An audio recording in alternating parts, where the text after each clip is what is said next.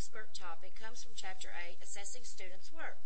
Assessment not only refers to the student's learning, but also the teacher evaluation of assignments.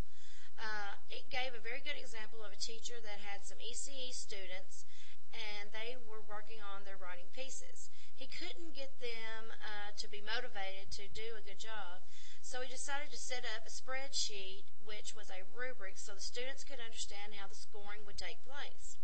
First, he showed the students a sample of his writing and let them critique it. He had them critique it by dividing it into 4 different sections for them to evaluate. As the students finished critiquing it, he showed them the calculation from the spreadsheet assessment, and he was amazed how the students got so involved and realized they understood it. Knowing that some students could be cruel, he did use students a number instead of a student's name, so that no one else would know what the assessment was for that student. The assessment led to increased motivation and kept the students more on task as far as behavior.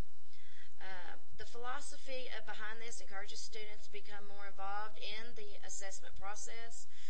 It suggests that you should give examples of old rubrics out and work together as a class to implement these with their involvement. It's like not reinventing the wheel, just fixing it a little bit.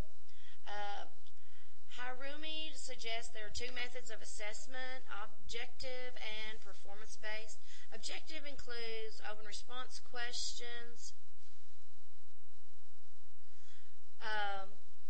multiple choice questions, and matching. And during this assessment, students will use the critical vocabulary that we find so important during for the state's assessment. Some of the critical vocabulary is identify, select, locate, evaluate, define, so on. The different types of software for assessing this type of method from the U.S. Department of Education suggests that we use Plato, Read 180, Compass Learning. These software packages are designed to help teachers see what progress the student's making. The next assessment is performance-based and includes checklists, rubrics, and portfolios.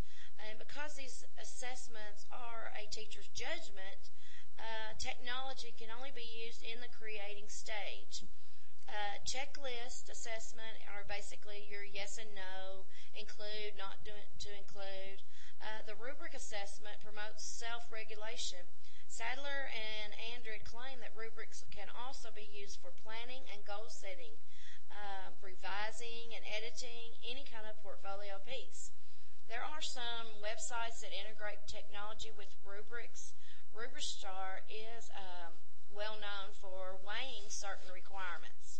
Electronic portfolios can be used to add digital products such as collages or anything that needs to be captured in the assessment.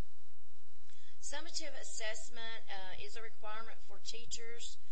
Teachers need to use more formative assessments during their lesson and only a couple of summative assessments. It made that pretty clear in this chapter.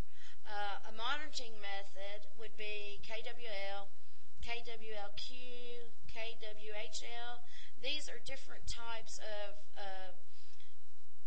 methods that you can use for monitoring the student's progress. And they can also use double entry reflections. They suggest reflecting is a big part of the student's learning. The reflection assessment can also get the parents involved in the student's learning. I was very impressed with the example it gave at the beginning. It really opened my eyes to getting the students involved in the assessing of their grades, and students love to use technology in the classroom, and this just is a way to bring that excitement out. Thank you.